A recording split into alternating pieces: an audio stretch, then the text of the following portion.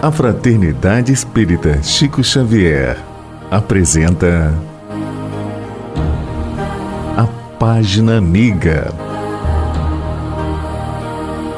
o audiobook do livro Obreiros da Vida Eterna.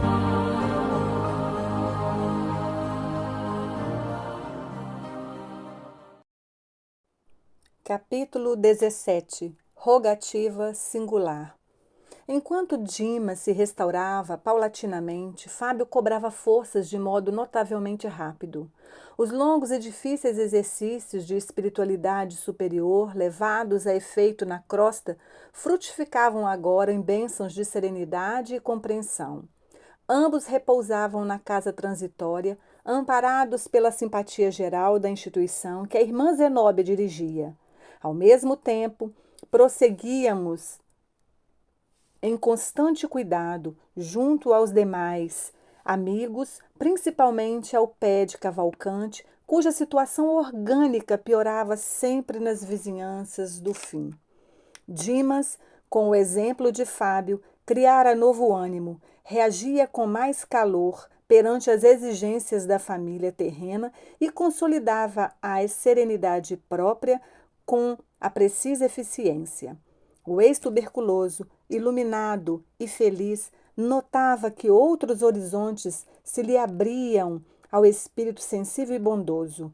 Podia levantar-se à vontade, transitar nas diversas seções em que se subdividiam os trabalhos do Instituto e dava gosto de vê-lo, interessado nos estudos referentes aos planos elevados do universo sem fim. Experimentava tranquilidade. Não era um gênio das alturas, não completara suas necessidades de sabedoria e amor. Entretanto, era servo distinto, em posição invejável, pelos débitos pagos e pela venturosa possibilidade de prosseguir a caminhos altos e gloriosos, cumes do conhecimento. A irmã Zenóbia dava-se ao prazer de ouvi-lo nos rápidos minutos de lazer e frequentemente manifestava a Jerônimo suas agradáveis impressões a respeito dele. Tanta alegria provocou o discípulo fiel com a disciplina emotiva de que dava testemunho, que o nosso assistente tomou a iniciativa de trazer-lhe a esposa em visita ligeira. Lembro-me da comoção de Mercedes ao penetrar o pórtico do Instituto pelo braço amigo de nosso orientador. Estava atônita, deslumbrada, estática. Não possuía consciência perfeita da situação, mas demonstrava sublime agradecimento. Conduzida à câmara em que o companheiro a esperava, ajoelhou-se instintivamente. Sensibilizamo-nos todos antes o gesto de espontânea humildade.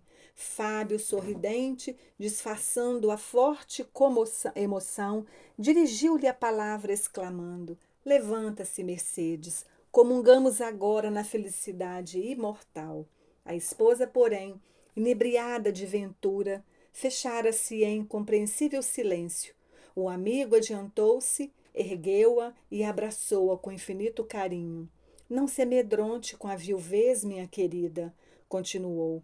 Estaremos sempre juntos. Lembra de nosso entendimento derradeiro? Mercedes entreabriu os lábios e fez sinal afirmativo. Dê-me notícias dos filhinhos, pediu o consorte desencarnado a sorrir. Nada disse ainda. Por quê? Fale, Mercedes, fale, mostre-me sua alegria vitoriosa. A esposa fixou nele com mais atenção os olhos meigos e brilhantes e disse chorando de júbilo: Fábio, estou agradecendo a Jesus a graça que me concede. Como sou feliz, tornando a vê-lo. Lágrimas copiosas corriam-lhe das faces. Em seguida, após curto intervalo, informou: nossos pequenos vão bem. Lembramo-nos de você incessantemente.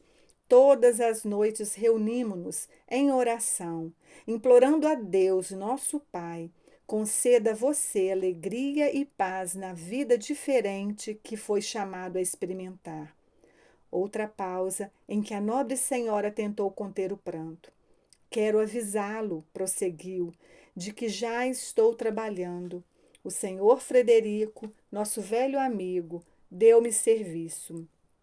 Carlindo vela pelo irmão enquanto me ausento, e creio que nada nos falta em sentido material. Temos apenas. E a esposa dedicada interrompeu-se nas expressivas reticências, receosa talvez de ofendê-lo. Continue, falou o companheiro sensibilizado. Não se zangará, disse Mercedes, reanimando-se, se eu reclamar contra as saudades imensas. Em nossas refeições e preces há um lugar vazio, que é o seu. Creia, porém, que faço o possível por não feri-lo. Coloquei mentalmente a presença de Jesus, o nosso Mestre invisível, onde você sempre esteve. Desse modo, sua ausência em casa está cheia da confiança fervorosa nesse amigo, certo que você me ensinou a encontrar. Reparei que o esposo, não obstante a elevação que o caracterizava, desenvolveu visível esforço para não chorar. Fazendo-se otimista, observou: não apague a luz da esperança. Não me zango em sabê-los saudosos, pois também eu sinto falta de sua presença, de sua ternura, da carícia de nossos filhos, mas ficaria contrariado se soubesse que a tristeza absorveu o nosso ninho alegre. Tenha coragem, não desfaleça.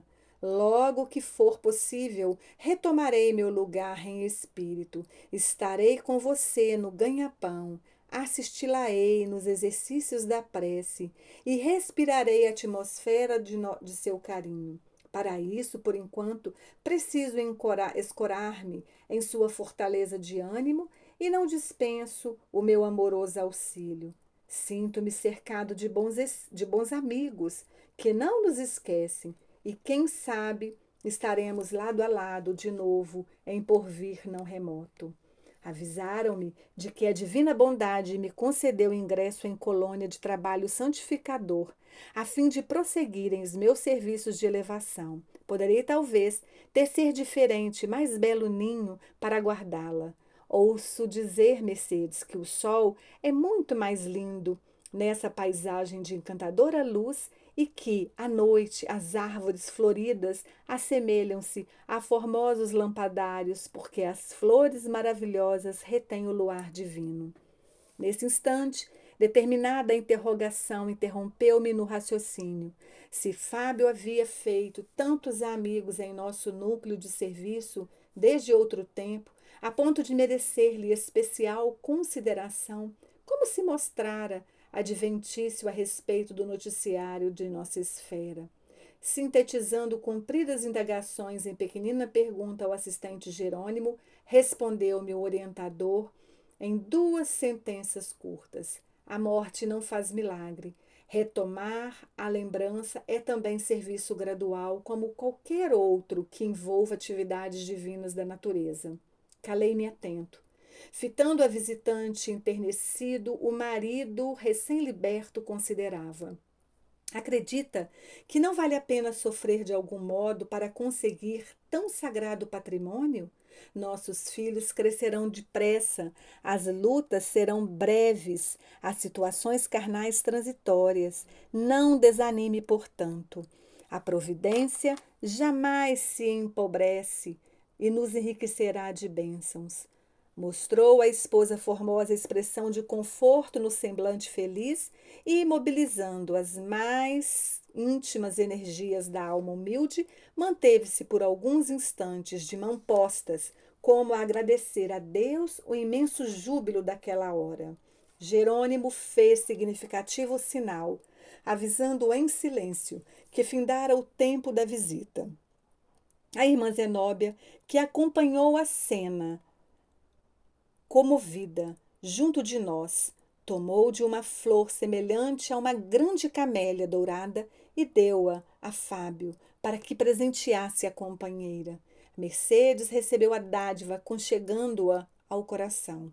Nosso dirigente aproximou-se de mim e notificou-me: André, acompanhe-nos à crosta. Nossa amiga perdeu grande porção de forças com a emoção e ser-nos-á útil sua cooperação na volta. Despediu-se a viúva e em breve era por nós reconduzida ao lar. E ainda agora, ao relatar a experiência, recordo-me da estranha sensação de felicidade que Mercedes sentiu ao despertar no leito, com a perfeita impressão de guardar a delicada flor entre os dedos. Tudo, pois, corria bem no círculo dos trabalhos que nos foram cometidos, quando nosso mentor foi chamado por autoridade superior de nossa colônia. Esperei impaciente o regresso dele, porque Jerônimo, em obediência às determinações recebidas, deveria partir imediatamente para entendimento inadiável. Recomendou-nos aguardá-lo em serviço na casa transitória, acentuando que seria breve. De fato, não se demorou mais de um dia, e ao regressar, cientificou-nos da novidade. A irmã Albina fora autorizada a permanecer na crosta planetária por mais tempo, razão por que a desencarnação fora adiada, sine die, certa rogativa influíra decisivamente no assunto. Entrar em jogo imperiosa exigência que nossa colônia examinara com a devida consideração. Em vista disso, renovara-se o programa da missão que trazíamos. Ao invés de auxílio para a libertação da velha educadora, receberia forças para se demorar na crosta. Devíamos procurar-lhe a residência sem perda de oportunidade, propiciando-lhe ao organismo os possíveis recursos magnéticos ao nosso alcance. Quis perguntar alguma coisa, inteirar-me das particularidades. Todavia, Jerônimo costumava dizer com proveito tudo o que necessitávamos saber, e não me cabia constrangê-lo a qualquer informação antecipada. Por que se modificara decisão de tamanho relevo? Quem possuía, afinal, tanto poder na oração para ter influência nas diretivas de nossa colônia espiritual? Seria justo o adiamento? Por que motivo determinada súplica impunha a renovação do roteiro a seguir? O assistente percebeu as indagações que se me entrechocavam no cérebro e adiantou. Não se torture, André. Saberá tudo no momento oportuno. E, traçando sintética programação de serviço, acrescentou: Vamo-nos, Hipólito e Luciana velarão pelos convalescentes. Em caminho, porém, não resisti. Pedi permissão para ouvi-lo de maneira sumária quanto à nova deliberação, e Jerônimo aqueceu, esclarecendo: a medida não deve provocar admiração. Ninguém, senão Deus, detém poderes absolutos. Todos nós nos desenvolvemos no desenvolvimento das tarefas conferidas às nossas responsabilidades, experimentaremos limitações nos atributos ou nos acréscimos de deveres segundo os desígnios superiores. O futuro, porém, pode ser calculado em linhas gerais, mas não podemos prejulgar quanto ao setor da interferência divina.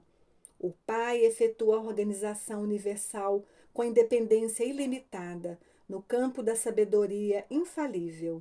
Nós cooperamos com relativa liberdade na obra do mundo, sujeitos à necessidade e esclarecedora independência em virtude da imperfeição da nossa individualidade. Deus sabe, enquanto nós nem sequer imaginamos saber. E com expressivo gesto de bom humor, prosseguiu.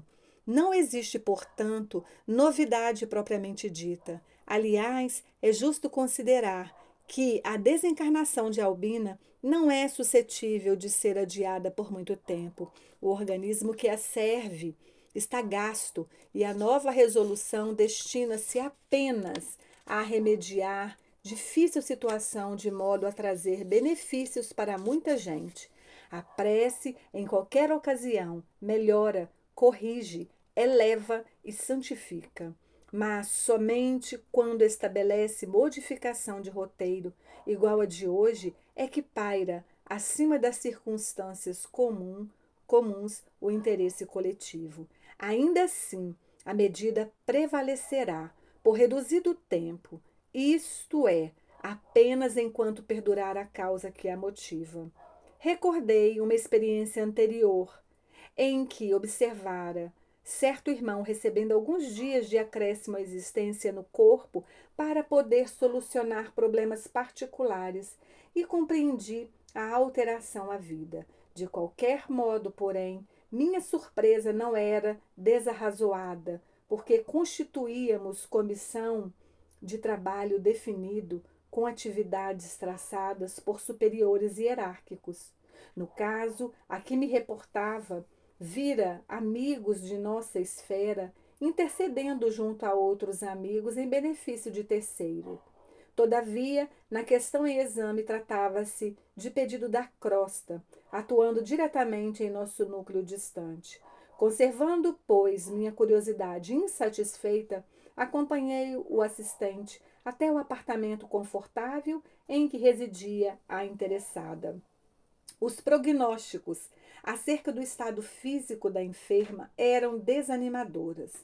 Seu espírito, no entanto, mantinha-se calmo e confiante, a despeito da profunda perturbação orgânica.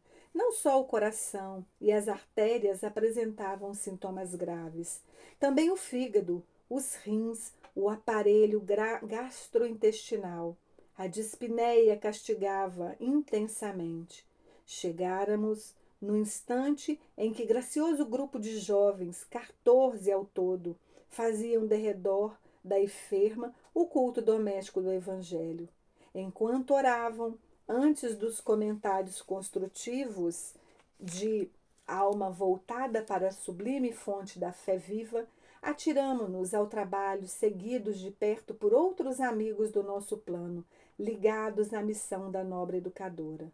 O ambiente equilibrado pela prece e pelos pensamentos de elevação moral contribuíam eficazmente na execução de nossos propósitos. A zona perigosa do corpo abatido era justamente a que se situava o aneurisma, provável portador da libertação. O tumor provocara a degenerescência do músculo cardíaco e ameaçava a ruptura imediata. Jerônimo, entretanto, revelou-se mais uma vez o médico experimentado e competente de nosso plano de ação. Começou aplicando passes de restauração ao sistema de condução do estímulo, demorando-se atencioso sobre os nervos do tônus. Em seguida, forneceu certa quantidade de forças ao pericárdio, bem como as estrias tendinosas, assegurando a resistência do órgão. Logo após, meu orientador magnetizou longamente a zona em que se localizava o tumor bastante desenvolvido, isolando certos complexos celulares e esclareceu: poderemos confiar em grande melhora, que persistirá por alguns meses. Com efeito, fim da complexa operação magnética, observei que o coração doente funcionava com diferente equilíbrio. As válvulas cardíacas passaram a denotar regularidade. Cessou a aflição, o que foi atribuído, e de fato, com razões ponderosas, ao efeito da prece. Albina sentiu-se reconfortada, mais calma. Fitou comovida as discípulas que se achavam presentes em afetuosa homenagem a ela e considerou satisfeita. Como eu me sinto melhor. Motivos fortes possuía o apóstolo Tiago recomendando a prece aos enfermos. As alunas e as filhas riam-se de contentamento e ergueram em seguida formosa oração gratulatória, emocionando o coração. Contrariando a expectativa geral, a enferma aceitou o oferecimento de um caldo confortante. Em face da alegria que a todos empolgava, perguntei de súbito ao assistente: teria sido a súplica das discípulas o móvel da alteração? Quem sabe? Talvez lhes fizesse falta a venerável professora. Não, não é bem isso, elucidou o mentor. A intercessão das meninas trouxe-lhe a cota natural de benefícios comuns. No entanto, acresce notar que Albina já cumpriu a tarefa junto delas. Deu-lhes o que pôde, devotou-se quanto devia. Em virtude da abnegação da enferma, as aprendizes trazem o cérebro cheio de boas sementes. Compete agora às interessadas organizar condições favoráveis ao desenvolvimento intensivo dos tesouros espirituais de que são portadoras. Curioso, arrisquei. Estaríamos, porventura, ante o resultado de requisição sentimental das filhas? Jerônimo fitou ambas as senhoras que assistiam à doente com desvelada ternura, abanou a cabeça com um gesto negativo e retrucou: também não. Não se trata de resposta a semelhante rogativa. No desempenho dos sagrados deveres de mãe, Albina fez tudo pelo bem-estar das filhas. Desvelou-se quanto lhe era possível. Por elas perdeu compridas noites de vigília, encheu laboriosos dias de preocupação absorvente e redentora. Educou-as carinhosamente, encaminhou-as na estrada da santificação e, sobretudo, ao prepará-las para a vida, entregou-as ao Pai Eterno sem egoísmo destruidor. O trabalho materno foi completamente satisfeito. Doravante, cumpre às filhas seguir-lhe o exemplo, imitando-lhe a conduta cristã. Os bons pensamentos do Loide e Eunice envolveram-na toda em repousante atmosfera de amor. Entretanto, não seriam os rogos filiais em circunstâncias como esta que modificariam o roteiro das autoridades superiores no cumprimento das leis divinas. As súplicas de ambas, parte das esferas de serviço perfeitamente atendidas pela missionária em processo de libertação, e de modo algum as filhas poderiam retê-la. Nesse instante, sentindo-se a enferma, confortada pela inopinada melhora, dirigiu-se à filha mais velha indagando: Loide, acredita você na possibilidade de trazerem Joãozinho até aqui? A interrogação, enternecida, seguiu-se de plena aprovação da filha, e o telefone tilintou chamando alguém. Ao passo que a senhora se entendia com o esposo, à distância, meu orientador anunciou bem-humorado: em breves momentos receberá você a chave do problema. Continuamos socorrendo a organização fisiológica da enferma, observando a alegria sincera das discípulas que se retiravam contentes. Mãe e filhas voltavam a permanecer a sós conosco, junto de outros amigos espirituais que se dedicavam no compartimento à tarefa de auxílio, inclusive a simpática irmã que nos acolhera na visita inicial, falando-nos, aliás, da probabilidade de prorrogação. Processavam-se com extremado carinho os serviços de assistência quando o cavalheiro bem posto deu entrada, conduzindo um menino miúdo de 8 anos presumíveis. Varando a porta do quarto, o pequeno mostrou-se cônscio do lugar em que se achava, cumprimentou as senhoras respeitoso e voltou-se de olhos ansiosos para a enferma, beijando-lhe a destra com indescritível ternura. Albina rogou a Deus o abençoasse e o menino perguntou: Vovó, como vai? Designando-o, o assistente esclareceu: a súplica dessa criança alcançou-nos a colônia espiritual e modificou-nos o roteiro. Que? Interroguei, sumamente surpreendido. Jerônimo, todavia, continuou, não é neto consanguíneo da doente, embora se considere tal. É órfão que lhe abandonaram a porta após o nascimento e que Loide mantém no lar, desde que nossa irmã se recolheu à cama. Não obstante a prova, Joãozinho é grande abnegado servo de Jesus, reencarnado em missão do Evangelho. Tem largos créditos na retaguarda, ligado à família de Albina. Há alguns séculos torna ao seio de criaturas muito amadas a caminho do serviço apostólico do porvir. Ia formular perguntas novas, mas meu orientador, indicando a enferma que se abraçara a criança, aconselhou-me solícito: observe por si mesmo. O diálogo entre ela e o pequenino adquirira encantadora suavidade. Tenho passado mal, meu filho, exclamava a respeitável senhora em desabafo. Vovó, tornou o rapazinho, olhos radiantes de fé. Tenho rezado sempre para que a senhora fique boa depressa. Tem fé?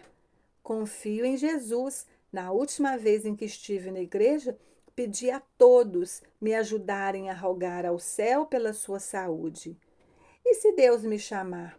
Os olhos se lhe emudeceram, mas acentuou em voz firme: precisamos da senhora nesse mundo. Albina abraçou e beijou com meiguice maternal e prosseguiu: João, tenho sentido muita saudade de seus hinos na escola. Tem louvado o Senhor pontualmente? Tenho. Cante para mim, meu filho. O pequeno sorriu, jubiloso por haver encontrado motivo de alegrar a doente querida e indagou com naturalidade: qual? A enferma pensou e disse: Jesus sendo meu. O menino modificou a expressão fisionômica, entristeceu-se instantaneamente, mas colocando-se junto ao leito e na postura do crente submisso, ergueu os olhos ao alto e começou a cantar antigo e delicado hino das igrejas evangélicas. Jesus sendo meu, sou muito feliz. Eu vou para o céu, meu lindo país. Expressava-se em voz tão dorida que o hino parecia amarguroso lamento. Fim da primeira quadra, esforçou-se para continuar, mas não conseguiu. Profunda emoção sufocou-lhe a garganta, as lágrimas saltaram-lhe espontâneas. Tentou debalde fixar Loide para ganhar coragem e, reparando que sua comoção contagiara a família, precipitou-se nos braços da doente e gritou com força: Não, vovó, não. A senhora não pode ir agora para o céu. Não pode, Deus não deixará. Albina recolheu carinhosamente feliz. Que isto, João? Perguntou buscando sorrir. Observei a mim mesmo e só então reconheci que eu também chorava. Jerônimo, porém, mantinha-se firme e, rindo-se bondoso, reafirmou: O menino tem razão. Albina não irá mesmo desta vez. Atendendo-me à curiosidade, entrou em explicações finais, advertindo: Que nota você de particular em Loide? Recorrendo às observações que já levara a efeito, respondi sem hesitar: Reparo que aguarda alguém, uma filhinha que já entrevimos. Desde o primeiro encontro, verifiquei que está em período ativo de maternidade em vésperas da delivrança. Isto mesmo, confirmou o mentor amigo. A prece de João é importante, porque se reveste de profunda significação para o futuro. A menina, em processo de reencarnacionista, é-lhe abençoada companheira de muitos séculos. Ambos possuem admirável passado de serviço à crosta planetária e escolheram nova tarefa com plena consciência do dever a cumprir. Foram associados de Albina em várias missões e muito cedo ser-lhe-ão continuadores na obra da educação evangélica. Não são espíritos purificados, redimidos, mas trabalhadores valiosos, com suficiente crédito moral para a obtenção de oportunidades mais altas. Apesar da condição infantil, o servo reencarnado, pelas ricas percepções que o caracterizam, foram da esfera física, fora da esfera física, recebeu conhecimento da morte próxima de nossa venerável irmã.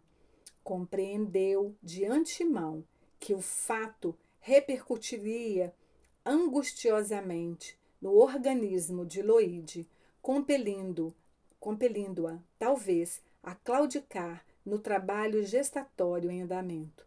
A carga de dor moral conduzi-la-ia efetivamente ao aborto, imprimindo profundas transformações no rumo do serviço de que João é feliz portador.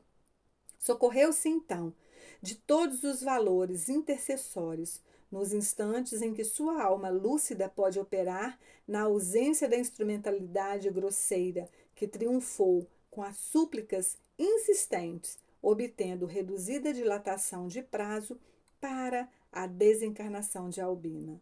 Sempre comedido nas informações, Jerônimo calou-se, preparando a retirada. A singular ocorrência enchia-me de encantamento e surpresa, e contemplando, sob forte enlevo, a pequena família em santificado júbilo doméstico, eu chegava à conclusão de que ainda ali, numa câmara de moléstia grave, a oração, filha do trabalho com amor, vivencia o vigoroso poder da morte.